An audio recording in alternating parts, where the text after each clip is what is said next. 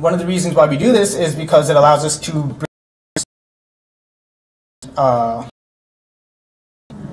an oasis for the Elmhurst College community.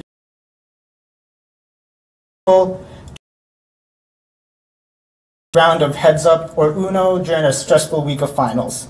And with that, I'd like to hand off the mic to one of our newest members and our legislator to SGA, or for SGA, Rabi Amin.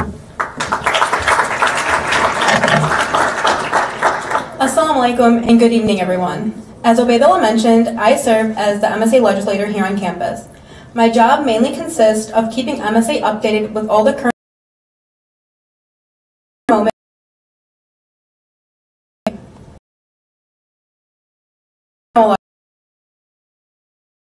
community to be a part of. I decided on sitting on the first MSA meeting of the year. I went in as a quiet freshman and sat off to the side, just enough to be involved in the meeting, yet not attracting too much attention. My experience mostly consisted of me observing what MSA had to offer. I realized that MSA was like a second family for the students who were here from previous years. There's laughter, excitement, debate, and a sense of feeling of home, and also a lot of good food. I realized that this was a family I very much wanted to be a part of. I am thankful for getting involved with MSA so I can constantly learn more about my religion and my values. I've been blessed with my brothers and sisters who I've met here, who have given me a space where I can openly be who I am and converse with anyone, no matter how intense or laid back the conversation is. Thank you for giving me the time, and I hope you guys enjoy the lecture tonight. And with that, I'll hand over the mic to Dr. Huck.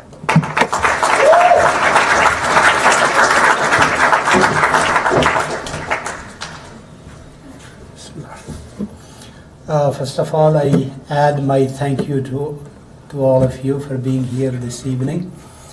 Thank you, Dr. Troy, the president of college, for being with us this evening.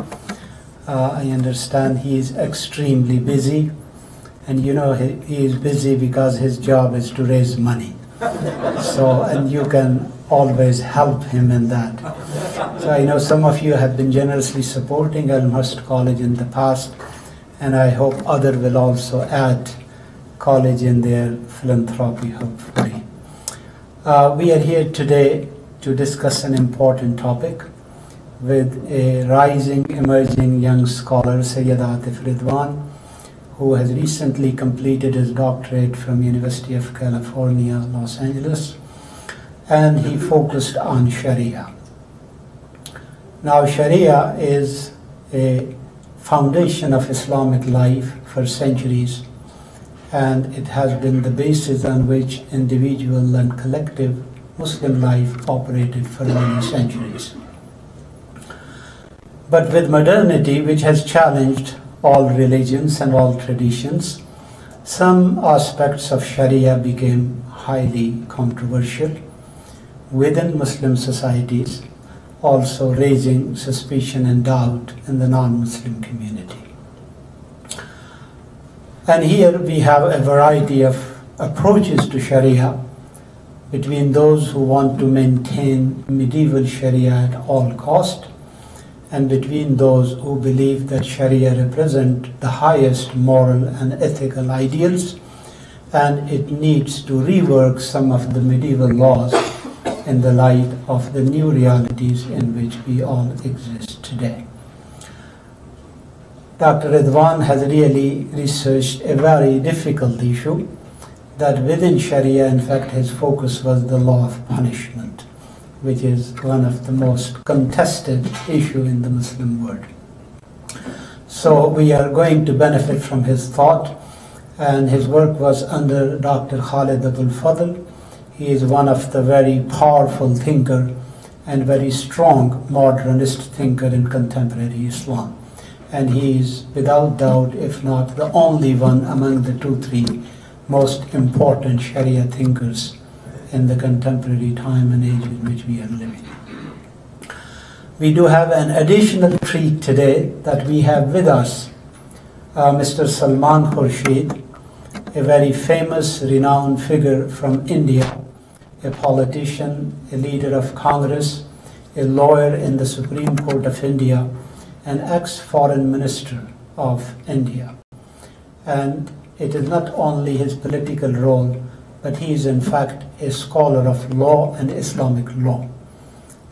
India dealt with a very big problem of Muslim personal law, which deals with the method and methodologies of divorce, triple law, and he played a very important role in correcting the injustices which women suffer from triple talaq issue which Muslims are facing there. And he has written an excellent book on that too, which shows the work which he has done. So as Mr. Adwan concludes his remarks about Sharia, he will also join to add some of his thought and his reflections on the issue. So that is like buy one, get one free tonight. So I invite Dr. Syed Rizwan to begin his talk. Thank you.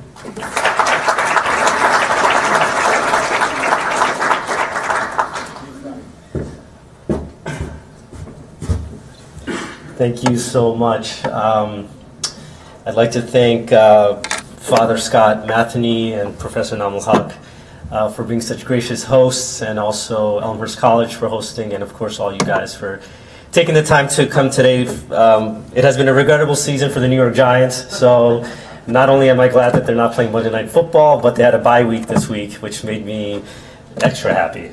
But I heard that Chicago Bears won, so I think that's good for you guys, right? So what I'm going to talk about today in the broad sense is the Sharia and what that really means, because there tends to be a lot of misunderstanding about it. And I'll give a historic overview of it and how that was expressed in laws themselves. And as you just may have noticed, I made a distinction between Sharia and laws, because there is a distinction, and I'll talk to you about that. And after I give you some of the broader frameworks of how Islamic jurisprudence developed, I will discuss two specific cases. One dealing with my research, and the other dealing with something more general, just to drive home some points. So, I will begin. And this thing. It's okay if this doesn't work. Is it turned on? It is turned on. Okay, I have to stand right here so I'm not just So, I think Islam hates us. There's tremendous hatred there. There's tremendous hatred. We have got to get to the bottom of it. This was then presidential candidate Donald Trump on Anderson Cooper. And so when he talks about Islam in this way, he talks about it like an angry teenager.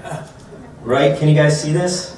You know, as a thing, you know, as if Islam is mad, right? Or I used to be in corporate America, so Islam is like administration that can't wear jeans on casual Friday because they're part of administration, but everybody else can.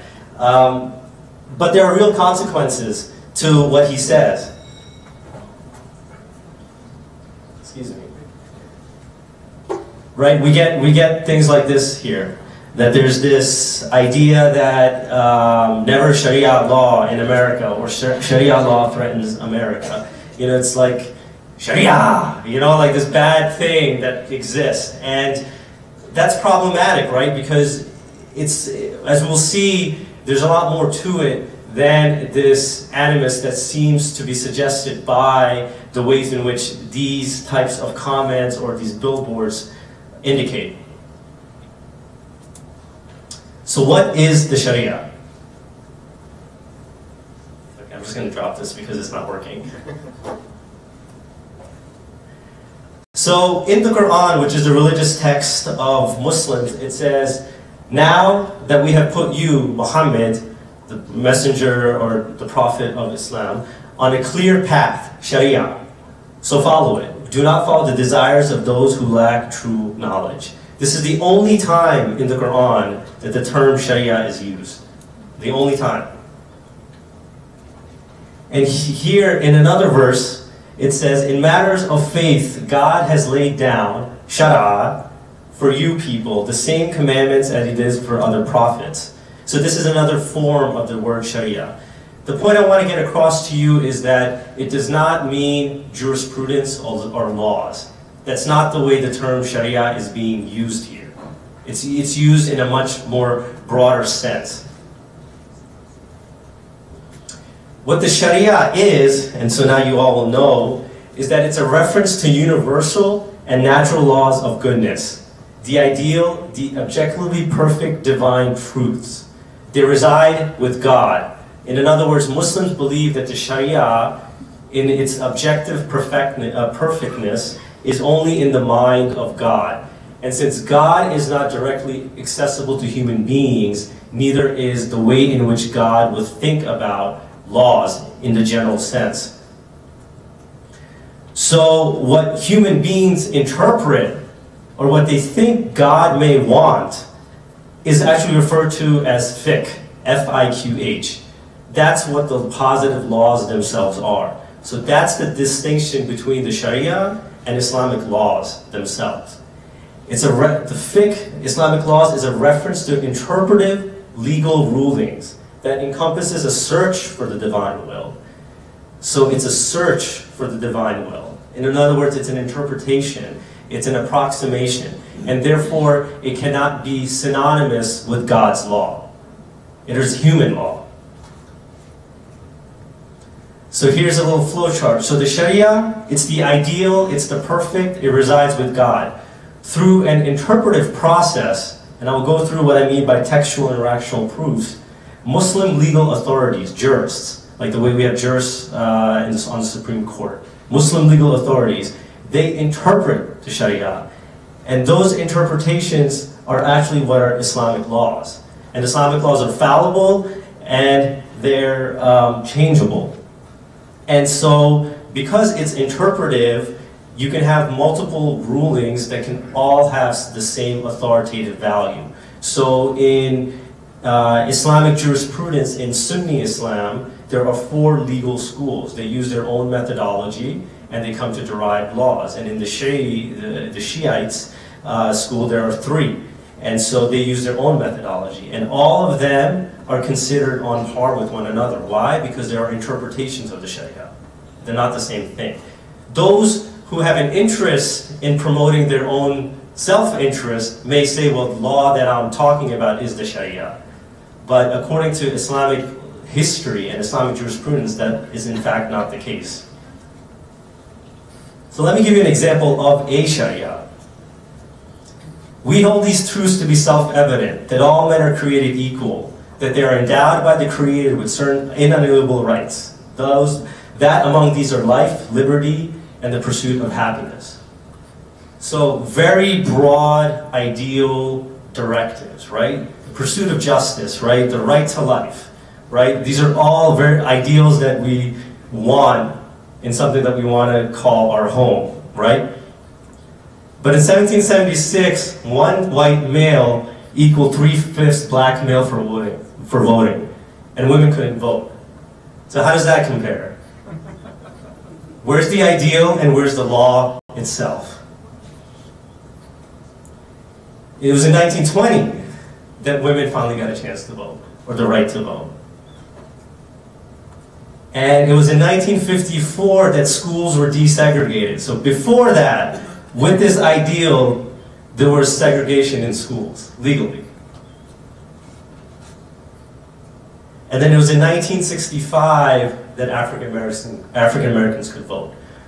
So you see that there's an ideal, and then you see an expression of that, an interpretation of it. And that interpretation can be good, and it can be tied to socio-historical context that later becomes obsolete, and therefore it needs to change. And so that's the way the Islamic Sharia works as well. There's the ideal that resides in the mind of God, and then there's interpretations. And those laws develop over time and within a socio-historical context. And so they can change, they have changed, and they can change. Now, the Sharia for Muslim legal authorities was expressed in 2 general different categories. One was rituals, which are prayers, fasting, and giving charity, and another are interpersonal, commercial laws, family laws, and criminal laws. So it's weird to hear when you have folks that say, well, you know, as the billboard said, no Sharia in the U.S. Well, every time a Muslim prays, they're expressing the Sharia. So it's here, you know. Every time a Muslim fasts, they're expressing the Sharia. Every time a Muslim abides by an Islamic contract, marriage contract, they're practicing the Sharia. So it's here. It's been here for a long time, since the slaves, because 30% of slaves were Muslim. So it's been here since that time, and the idea that it's somehow something particular or that it can't exist in the US is actually nonsensical, for lack of better words.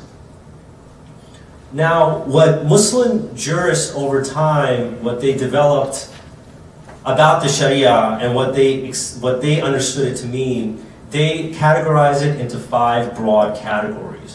What they said is that, okay, whatever God thinks of in God's mind of what the Sharia may be, there are 5 objectives. And every Islamic law, positive law, and by positive law I mean the actual law itself, must fulfill one of these intentions of what we believe the Sharia to be. So the first one was protection of life. The second one is protection of family. The third is protection of property, protection of intellect, and protection of reputation and dignity. So every law has to fulfill one of these objectives. So for example, for Muslims, pork is prohibited. But if there's nothing else to eat, then pork becomes permissible. Why? Because it fulfills the first intention, protection of life. Protection of intellect. So contrary to what we hear oftentimes and what even some Muslims may articulate, protection of intellect means to think freely. And for that reason, there can't be any compulsion in religion. So someone can choose or not to choose to be whatever religion they want to be. It's in this way it gets expressed. So from a historical standpoint, the Quran provides rules and regulations, only certain rules and regulations that emerged during the 7th century. So here's one example. I'm sorry for the folks in the back, I'll read it to you. It says, concerning your children, God commands you that a son should have the equivalent share of 2 daughters. If there are only daughters, 2 or more should share 2/3 of the inheritance. If one, she should have half. Parents inherit a 1/6 each if the deceased leaves children. If he leaves no children and his parents are his sole heirs, his mother has 1/3, unless he has brothers, in which case she has a 1/6. In all cases, the distribution comes after payment of any bequests or debts. So here in the Quran, there's this whole provision about inheritance. And by the way, we can talk more about it if need be, but the idea of women having inheritance was revolutionary for 7th century. That was not the case by any means. And so this was a start, I would argue. In any case, so the Quran is providing inheritance provisions. But what happens when the Quran is silent on something? So in Islamic jurisprudence, the second authority after the Quran became the Prophet Muhammad's sayings and actions,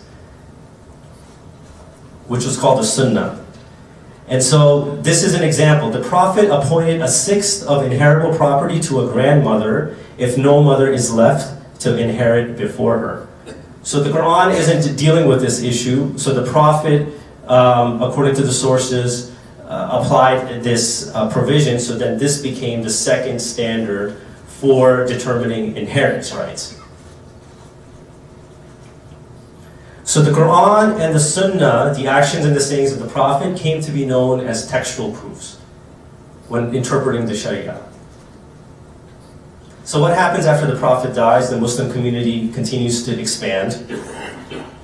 And you have folks that actually go to different regions. So we start off in Medina and Mecca, then they go to Iraq, and then they go to Damascus and Syria and Egypt. And what happens there is that people start teaching the Quran, and they start teaching about the life of the Prophet and understanding how to develop new rules or deal with new situations that come up. And so what you have going on are study circles. You have certain people that are especially interested in understanding what the provisions of the Quran are, or what the Prophet may have said about a particular issue. And then you have other people that come in and say, well, I have this case, how do I deal with this? I want to be, make sure that I'm adhering to the proper Quranic values or the Islamic values. So you had folks that would give opinions, and they would say, well, I think this is the way to do it, or I think that's the way to do it. So it wasn't necessarily haphazard, but it wasn't systematic either. So you had a lot more variance in the ways laws were determined. And so over time, you had the development of Islamic jurisprudence. So what if the textual proofs, the Quran and the Sunnah, cannot address a legal matter at hand? What happens then? So there was a systemization of jurisprudence, and Muslims came up with certain legal methodologies. One is called qiyas, and that means analogy, and that's based on the Quran and the Sunnah, and I'll give you an example. Another was ijma', which is called consensus. So Muslim jurists said, well, if all Muslim jurists agree on something, then that becomes a source of law. So all Muslims agree that Muslims need to pray 5 times a day, so therefore there's consensus on that, so that is binding. And another methodology or rule was ijtihad, and that was the use of all sources, training, and reasoning to derive at a legal rule. In other words, if the Quran doesn't have the answer, you go to the Sunnah, the Prophet's actions or sayings. That doesn't have the answer, you try to use analogy. If you can't figure out a ruling based on analogy, then you go to consensus. Well, what does the community say? If there's still no answer there, then you say, well, based on what I think is the right, ruling on this, this is what I'm going to go with, and that becomes binding. So it's an opinion, but it's a grounded opinion. And this came to be known as rational proofs. So remember when I showed you the chart about the Sharia being interpreted based on textual and rational proofs? That was it. So here's an example of qiyas in the modern sense. So the 4th Amendment, the Constitution of the United States, prohibits illegal search and seizures. In other words, you need a warrant, right? There's a case that went to the Supreme Court. It was Danny Lee Killow versus the United States in 2011. And what happened is that Killow was suspected of growing marijuana in his house. And to do so would require a large amount of light, right? Because they're plants and they need a lot of light. And if there's going to be a lot of light, there's going to be a lot of heat. So there's going to be a lot of radiant heat that's going to come from the house. So what the police did in 1992 was they used thermal imaging, and then you noticed an unusual amount of heat radiating from the roofs and the walls of Killow's house, which obviously was indicative of a large amount of light. So therefore, they busted him on marijuana. Well, the question that came up in the courts, because Killow's lawyers appealed this, which was that, is it the same thing?